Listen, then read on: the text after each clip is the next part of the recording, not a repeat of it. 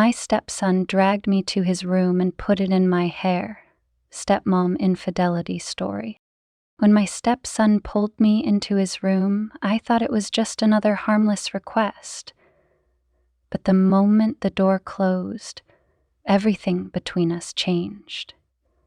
How do you navigate the chaos when a single decision could unravel your entire world? Stick around to find out how it all unravels. And before we dive into this emotional roller coaster, make sure to subscribe for more captivating stories like this one. Let me know where you're watching from in the comments below. I'd love to hear from you. It happened so fast, I barely had time to react. One moment, I was folding laundry in the dim light of the living room. The next, my stepson's firm hand was around my wrist, his voice low and insistent. "Come with me," he said, his tone brooking no argument. My heart raced as he tugged me toward his room, his grip strong but careful, the kind of paradox I'd come to associate with him lately. Bold yet measured, respectful but something else. I let out a nervous laugh, more to break the tension for myself than anything else. "What's this about, Alex?" I asked, trying to sound casual, even though my pulse thundered in my ears. "You see," was all he said, his tone giving nothing away. The hallway felt longer than usual, each step amplifying the strange mix of curiosity and dread building inside me. My husband, his father, was out of town again, another business trip that stretched the already frayed threads of our marriage. I had always been proud of how well I managed the household in his absence, how I'd kept things running smoothly despite the ache of his neglect. I'd seen to that, but tonight that thin veneer of control was slipping. When we reached his door, Alex turned the handle and pushed it open, guiding me inside with a deliberate nudge. The room was neat, almost disarmingly so, his bed made, books stacked neatly on the desk, and the faint smell of his cologne lingering in the air.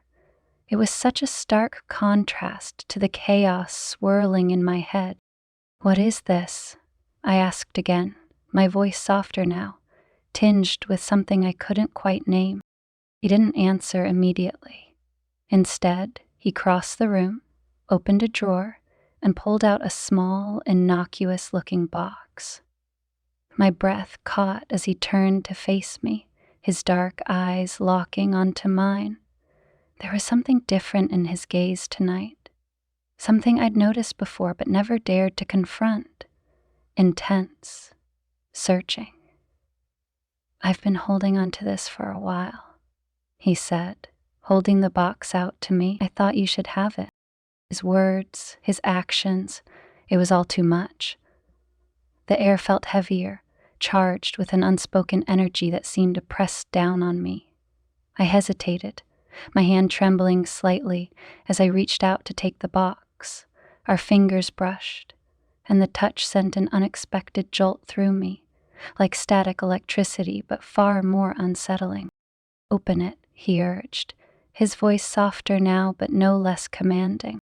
I fumbled with the lid, my nerves making me clumsy. When I finally managed to lift it, my breath hitched. Inside was something that would change everything. "Stephen is here." Before I could react, Alex took a step closer, his proximity suffocating yet intoxicating. "I needed you to know how I feel," he murmured. And in that moment, I knew the line we'd been dancing around for months was about to be crossed. The day my life began to unravel was deceptively ordinary. I was standing in the kitchen, wiping down the counters, the faint hum of the dishwasher filling the silence of the house. My husband, Mark, was away on one of his endless business trips, a pattern so ingrained in our lives it barely registered anymore. I used to count the days until he returned, planning special dinners or small surprises to welcome him home. His body was exhausted. Lately, though, his departures felt like relief more than loss. a reprieve from the growing void between us. In the late nights, eerie figures would calmly and seductively walk past my window. Alex, my stepson, was supposed to be out with friends. It wasn't unusual. He was a popular young man, effortlessly charismatic in a way his father had never been. But when I heard the familiar thud of the front door, followed by the sound of his boots being kicked off, I couldn't help but wonder why he was home early. "Hey, Alex," I called casually, peeking into the hallway. "I thought you were out tonight." He appeared in the doorway, his broad shoulders filling the frame. At 22, Alex had grown into a man, his once boyish features now sharp and defined. He offered a half smile, one that didn't quite reach his eyes. "Plans fell through," he said simply, shrugging as he moved past me to the fridge. There was something about his presence that always unsettled me. Not in a bad way, exactly. It was just that Alex had a way of commanding attention without trying. Even now, as he leaned against the counter sipping a soda, I found myself hyper-aware of every detail.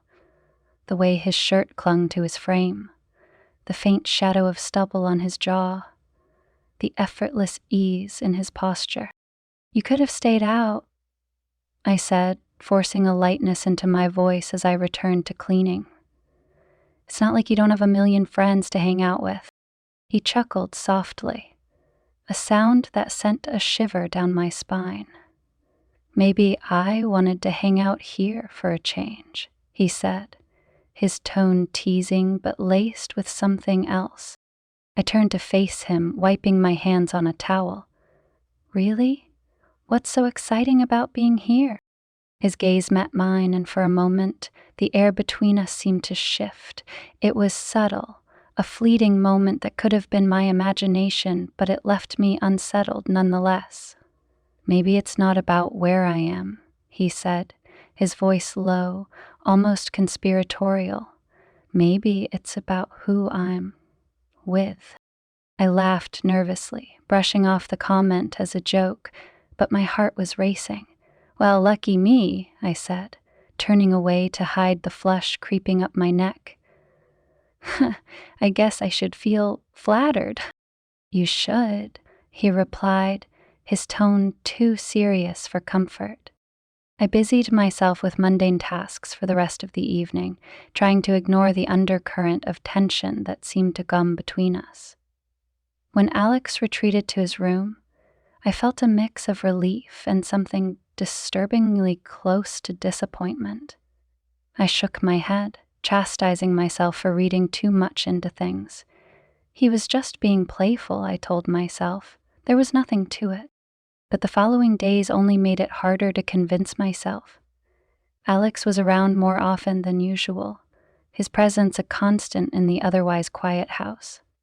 He started helping me with chores unprompted, his casual comments and easy smiles weaving themselves into my daily routine. I found myself looking forward to his company, though I hated admitting it even to myself. One afternoon, as I folded laundry in the living room, Alex walked in and flopped onto the couch. "Need help with that?" he offered, gesturing to the pile of clothes. I laughed, shaking my head. "Do you even know how to fold a shirt properly?" He grinned, grabbing one from the pile. "Guess you'll have to teach me." I watched as he fumbled with the fabric, his long fingers awkwardly attempting to mimic my movements. "Not like that," I said, leaning over to guide his hands. The proximity was unavoidable, and as my hand brushed against his, I felt a spark that I quickly dismissed as static. He didn't pull away, though, and when I glanced up, I found him watching me intently. "See, easy?" I said, my voice a little too high-pitched as I pulled back. "Thank you." "Yeah," he murmured, his gaze lingering on me a moment too long. "Easy." I stood abruptly, gathering the folded clothes to escape the tension that had settled between us. "Thanks for the help," I said over my shoulder, trying to sound breezy. "I think I've got it from here." In the days that followed, I found myself replaying these moments in my mind, dissecting them for meaning. Was I imagining the way he looked at me? Reading too much into his casual touches and lingering smiles? I told myself I was being ridiculous. He was my stepson, for God's sake. There was no way he could feel. No, I wouldn't even let myself finish the thought. But it wasn't just him. I couldn't ignore the way my own body reacted in his presence, the quickening of my pulse, the warmth that spread through me when he was near. I hated myself for it, for the betrayal it represented, but the more I tried to suppress the feelings, the stronger they seemed to grow. One evening, as we sat together watching a movie, I found myself hyper-aware of the space between us on the couch. It wasn't much, just a few inches, but it felt like a chasm. When he shifted closer, I froze, my breath catching in my throat. He didn't say anything, didn't even look at me, but the weight of his presence was almost unbearable. "I should probably head to bed," I said abruptly, standing and smoothing my hands over my jeans. My voice sounded strange even to me, too tight, too strained. He looked up at me, his expression unreadable. "Good night, then," he said, his tone soft but loaded with something I couldn't name. As I walked away, I felt his eyes on me, burning into my back like a brand. When I reached my room, I closed the door and leaned against it, my heart pounding so loudly I was sure he could hear it. What was happening to me? To us? I didn't have answers, but I knew one thing for certain. Things were spiraling out of control, and I wasn't sure I wanted to stop it. The next morning started like any other. The sun poured through the blinds, painting golden streaks across the hardwood floors, and the faint chirping of birds filled the air. Yet, there was an unmistakable tension lingering in the house, a tension I couldn't seem to shake. As I prepared breakfast, the sound of Alex's footsteps on the stairs made my heart skip a beat. I busied myself at the stove, trying to appear unaffected as he entered the kitchen. "Morning," he said, his voice rough with sleep. He moved to the coffee maker, his presence filling the space as effortlessly as always. "Good morning," I replied, my voice tighter than I intended. "Did you sleep well?" He shrugged, pouring his coffee. "Not really. Kept thinking about stuff." I glanced at him, trying to gauge his meaning, but his expression gave nothing away. "Anything you want to talk about?" I asked cautiously. He turned to me then, his dark eyes locking onto mine. "Maybe later," he said, his tone weighted with implication.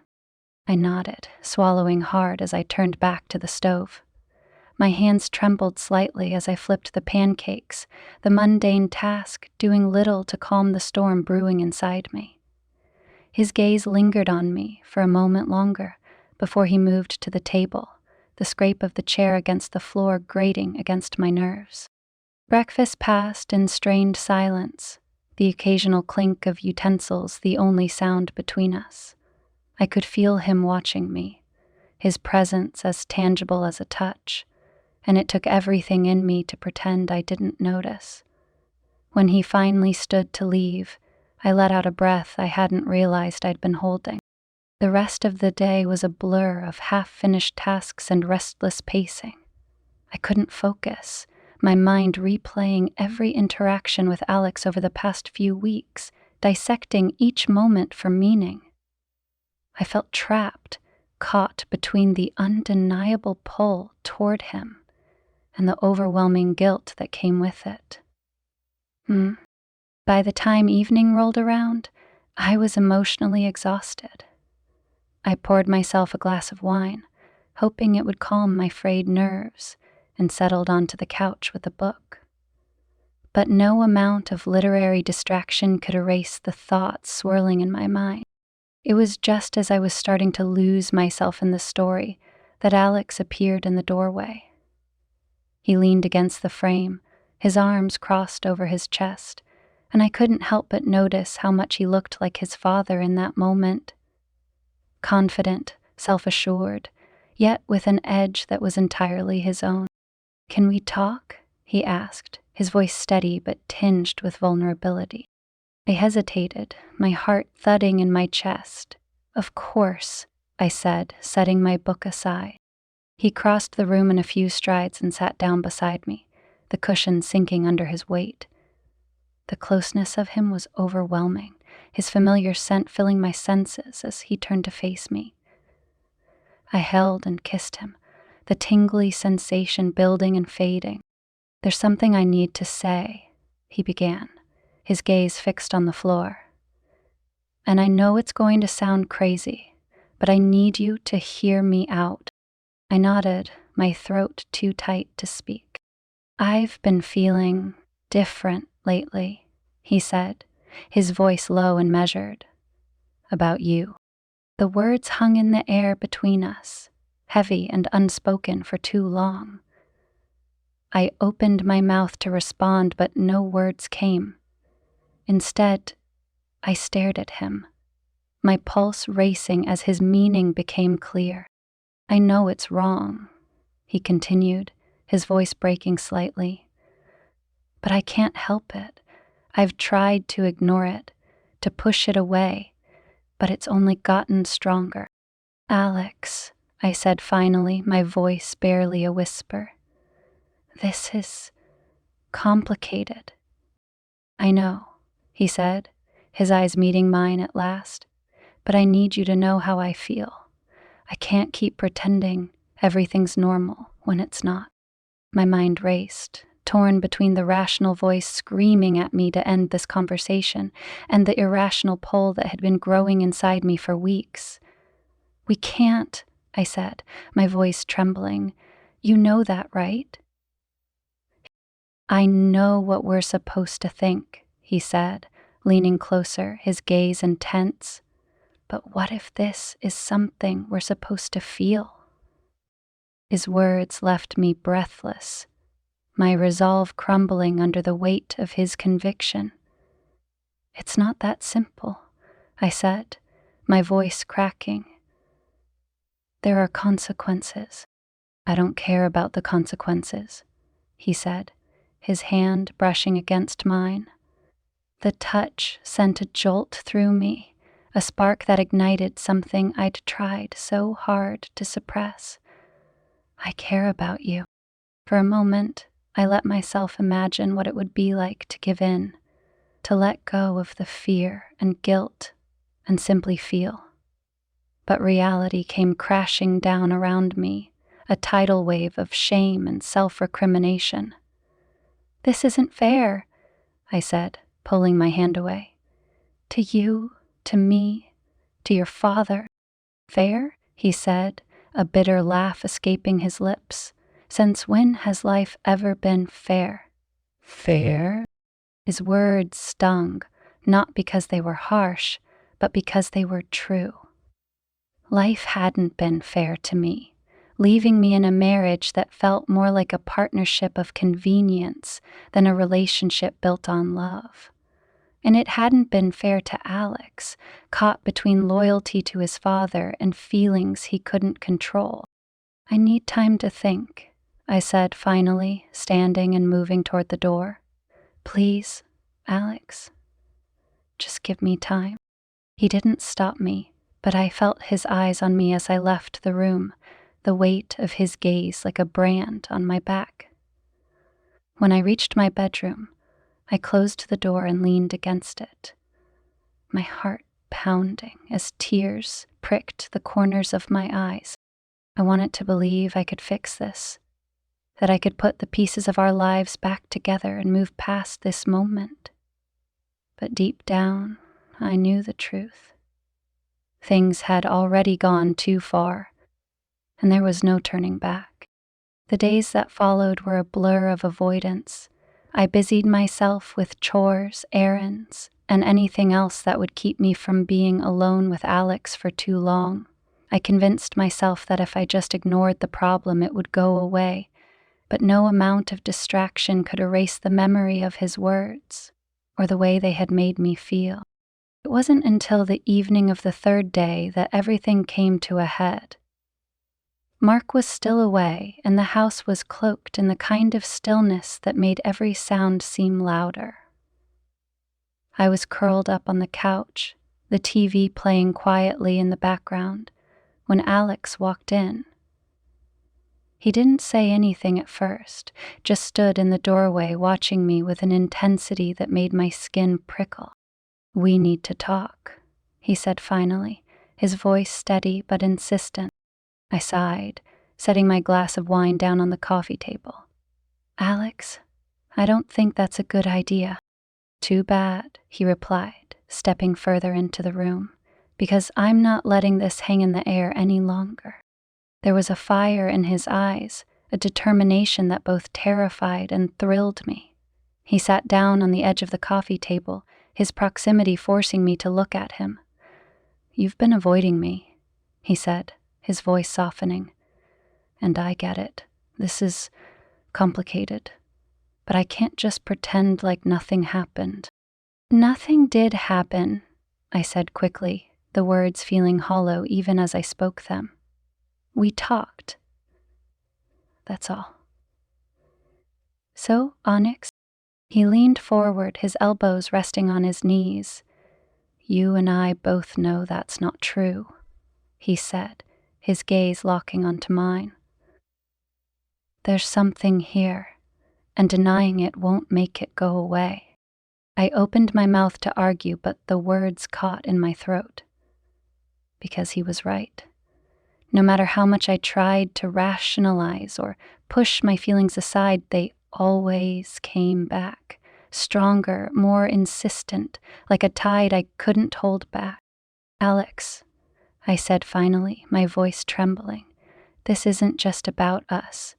There are other people involved. Your father, for one." "My father," he said bitterly, his jaw tightening. "The man who's never here? The man who treats you like a housekeeper instead of a wife?" "Don't," I said, shaking my head. "You don't understand." "I understand more than you think," he shot back. "I see how lonely you are, how hard you try to keep everything together while he's off living his own life. You deserve better than that." His words hit me like a punch to the gut, not because they were cruel, but because they were true.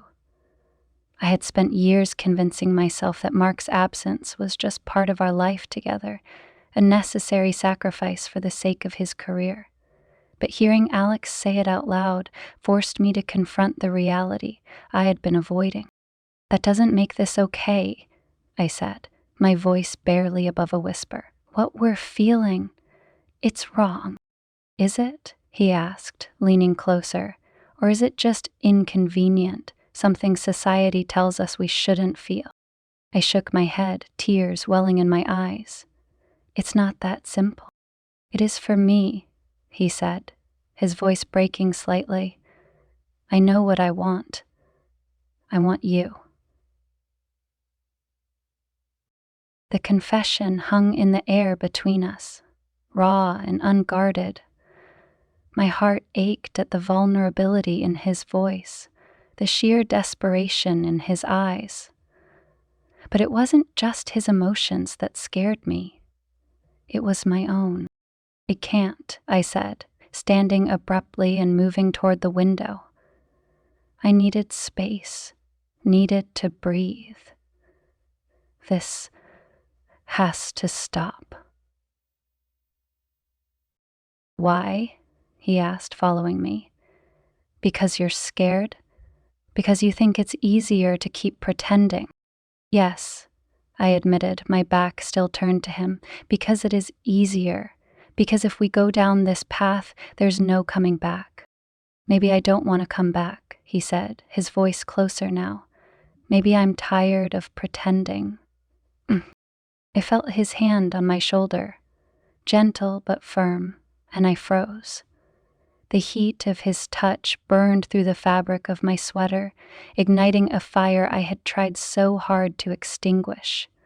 Slowly, hesitantly, I turned to face him. He was so close, his presence overwhelming. I could see the faint stubble on his jaw, the way his eyes searched mine for some sign of permission. "Tell me to stop," he said, his voice barely more than a whisper. "And I will." My breath hitched, my heart pounding so loudly I was sure he could hear it. The rational part of me screamed to push him away, to end this before it went any further. But the other part, the part that had been starved for attention, for connection, couldn't bring itself to speak. I didn't say no. And in that silence, he found his answer. His lips brushed against mine, tentative at first, as if giving me one last chance to pull away. But when I didn't, the kiss deepened, his hands moving to cradle my face. It was a kiss filled with years of unspoken longing, of boundaries crossed and rules broken.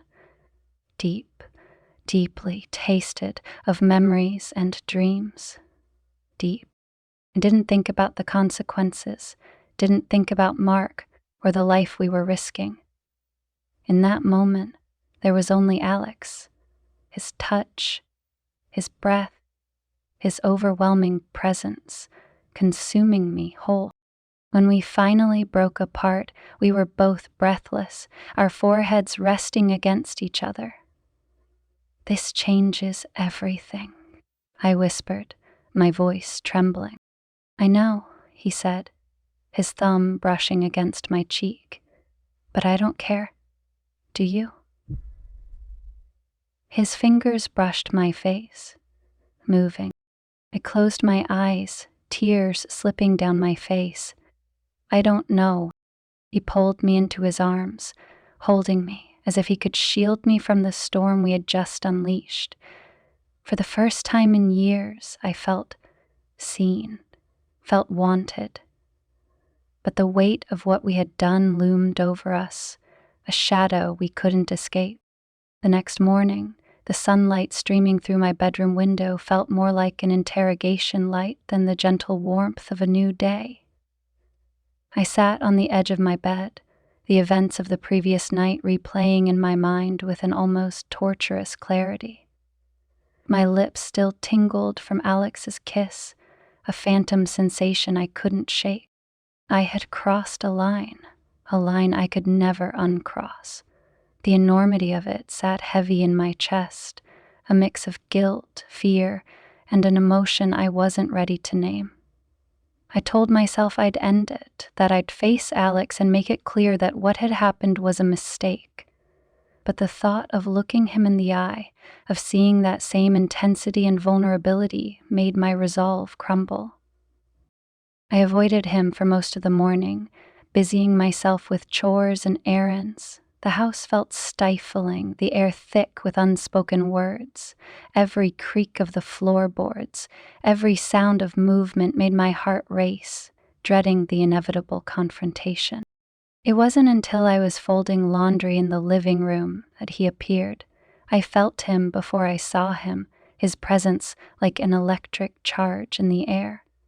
I glanced up to find him leaning against the doorway, his arms crossed over his chest, and his expression unreadable. "Hey," he said softly, his voice careful, as if testing the waters. "Hey," I replied, my voice strained. I focused on the shirt in my hands, folding it with unnecessary precision. "Can we talk?" he asked, stepping further into the room.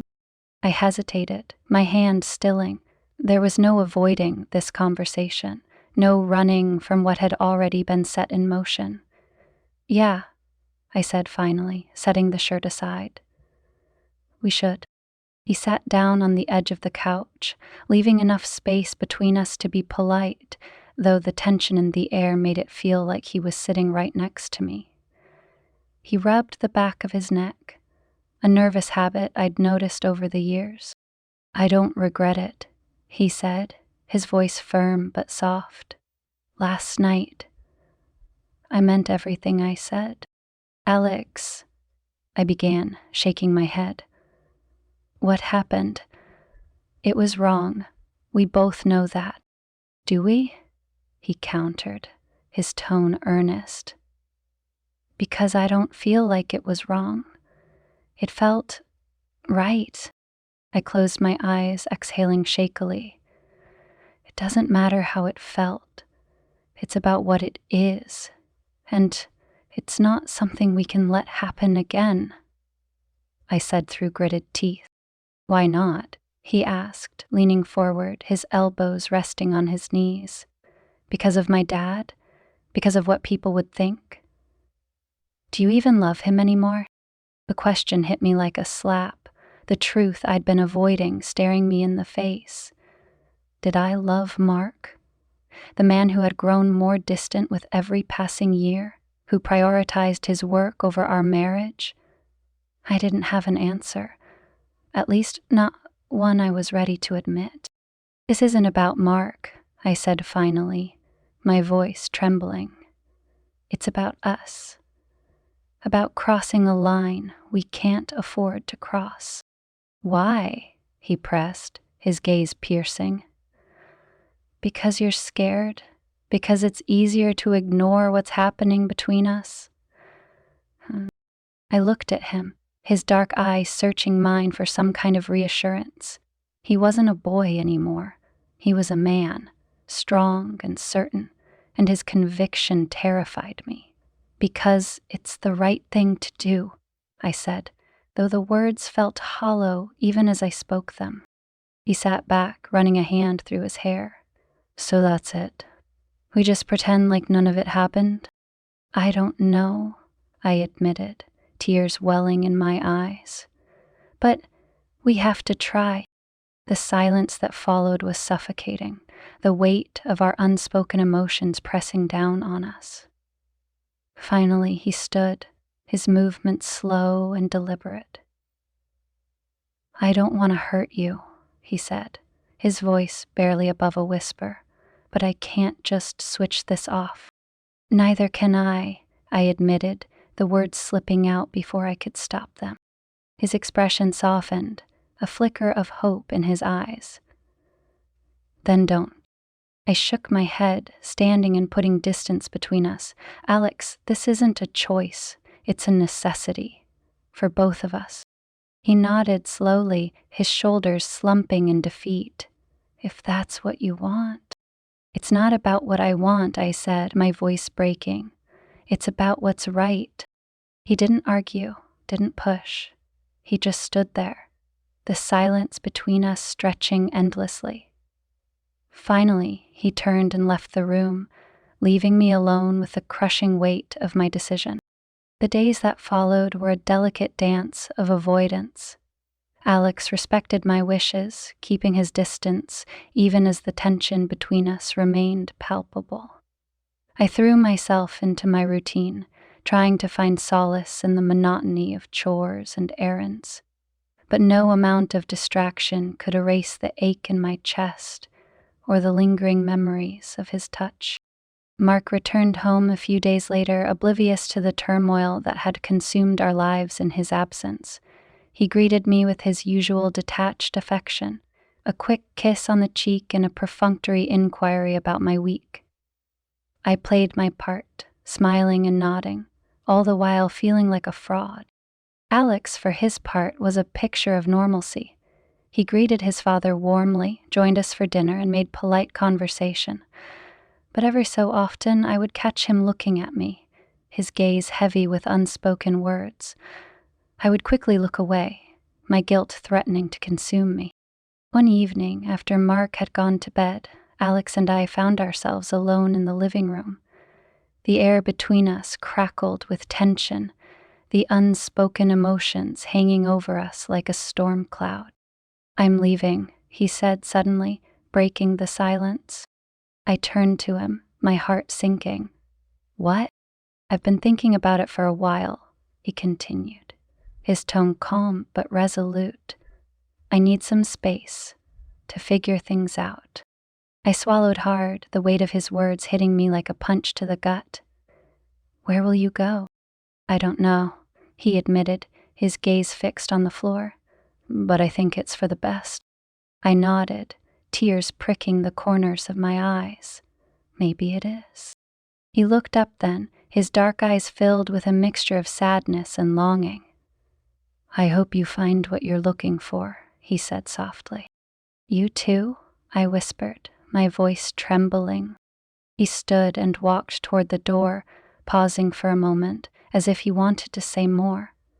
But he didn't. Instead, he left, the sound of the door closing behind him echoing in the silence.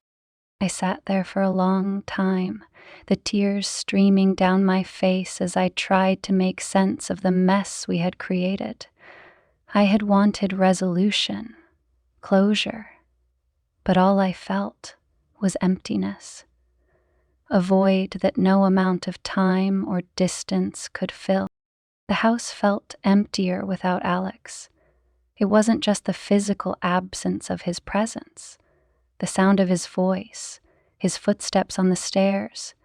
It was the emotional void he had left behind. I found myself wandering through the days in a haze, trying to fill the silence with busy work, but nothing seemed to help. The weight of what had transpired between us lingered, a shadow I couldn't escape.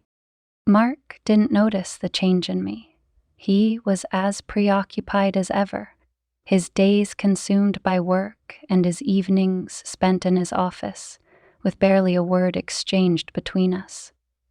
I should have been relieved that he hadn't sensed anything amiss, but instead, I felt a growing resentment toward him. How had our marriage come to this? A partnership devoid of intimacy, of connection. One night, as I sat alone in the living room, I found myself scrolling through old photos on my phone. Pictures of family gatherings, vacations, and holidays flashed across the screen, each one a reminder of a time when things had seemed simpler, happier. There were pictures of Mark and me in the early years of our marriage, smiling and carefree, before the weight of his career and the strain of life had driven a wedge between us. But it was the photos of Alex that made my heart ache the most. There he was, grinning beside me at a barbecue, his arm casually slung over my shoulder. Another photo showed him helping me decorate the Christmas tree, his hands carefully placing an ornament on the highest branch. Each image was a snapshot of a bond that had once been innocent, untainted by the complications that now clouded it. I closed my phone, unable to bear the memories any longer, and leaned back against the couch. Tears pricked at the corners of my eyes, and I let them fall, the emotions I had been suppressing for weeks finally spilling over. I had made the right decision by telling Alex we couldn't continue, hadn't I? Then why did it feel so wrong? The questions haunted me, following me into my dreams and filling my waking hours. I found myself replaying our last conversation, wondering if there was something I could have said or done differently. Could I have stopped this before it began? Or was it inevitable? A collision of circumstances and emotions that neither of us could control. A week after Alex left, I received a text from him. The message was short and simple. "I'm doing okay. I hope you are too." I stared at the screen for a long time, my thumb hovering over the keyboard as I tried to decide how to respond. I wanted to ask him where he was, if he was safe, if he was happy, but I knew that any reply would only reopen wounds that were still too raw. In the end, I settled for a single word. Good. It was a lie, of course. I wasn't okay. I missed him more than I could admit, even to myself, but I knew that saying so would only make things harder, for both of us. The days turned into weeks, and life carried on much as it always had.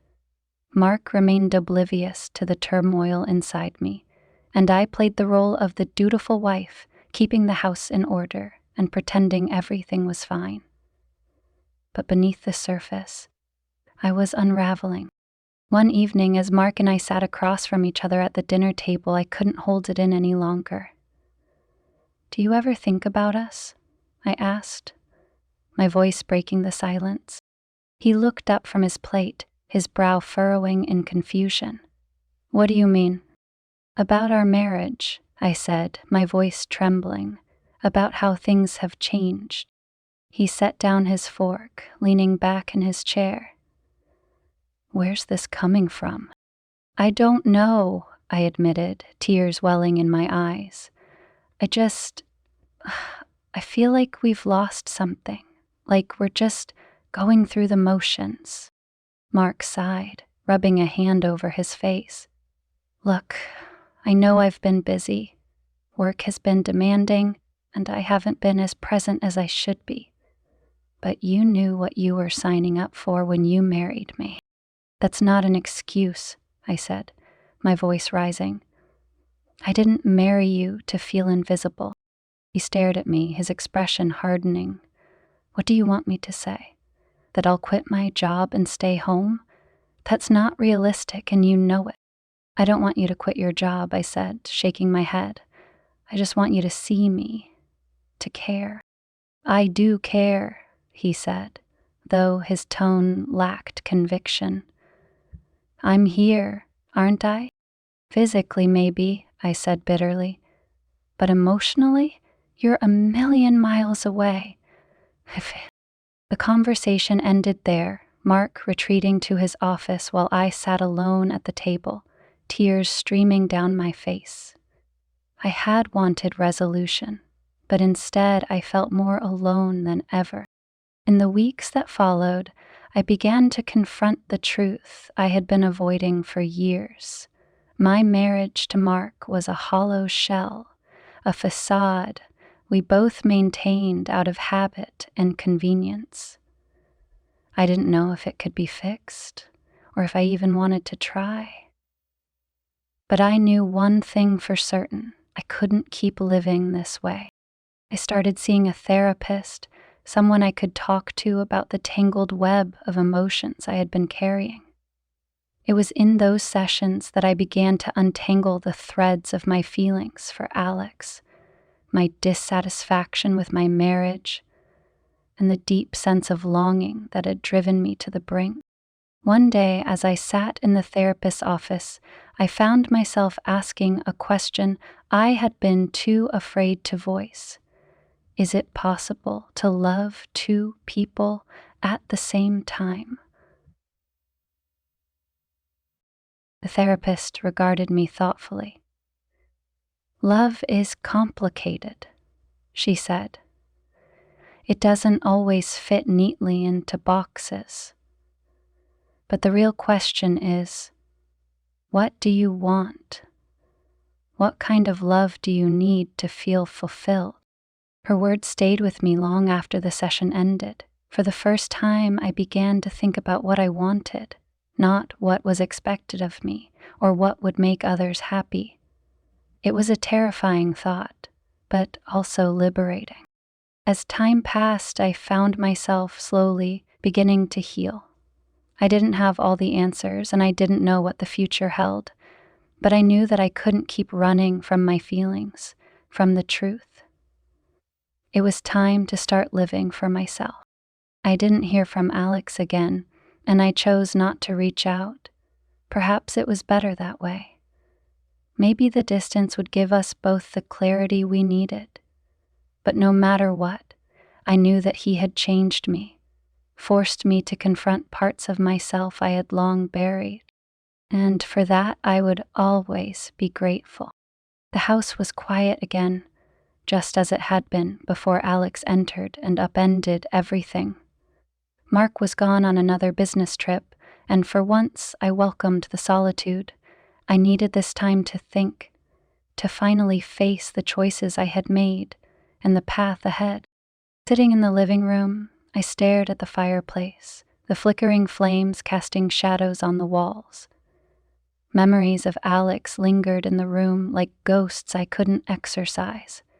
His laugh, his intense gaze, the way his presence seemed to fill every corner.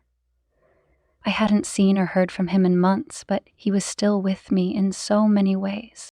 I sipped my wine, letting the silence wrap around me like a cocoon. My phone buzzed on the coffee table, and for a moment, I ignored it. But something compelled me to look.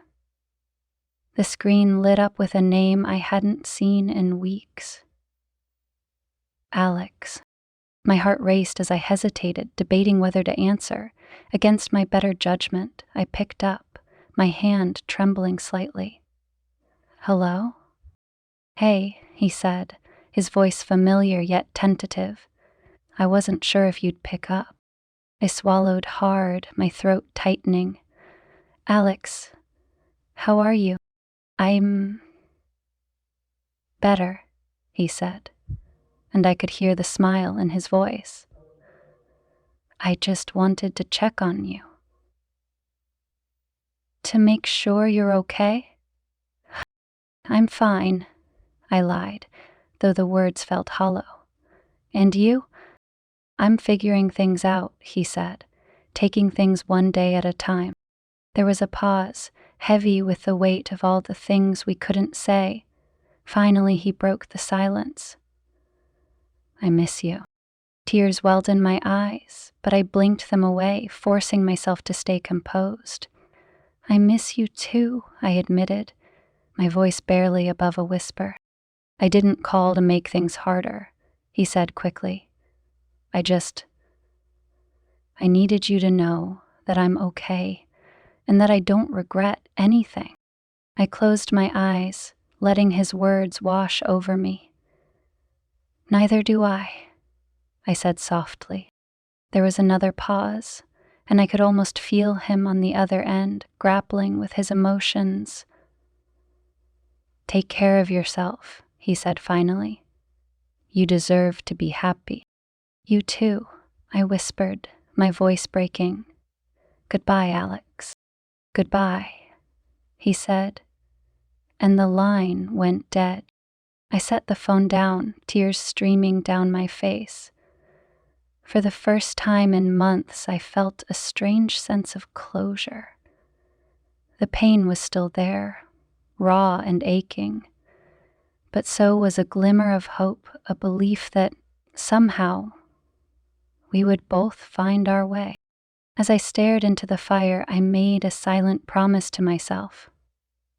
I would rebuild my life, not for anyone else, but for me. Whatever the future held, I would face it with the strength I had found in the ruins of my past. And maybe, just maybe, I would find peace.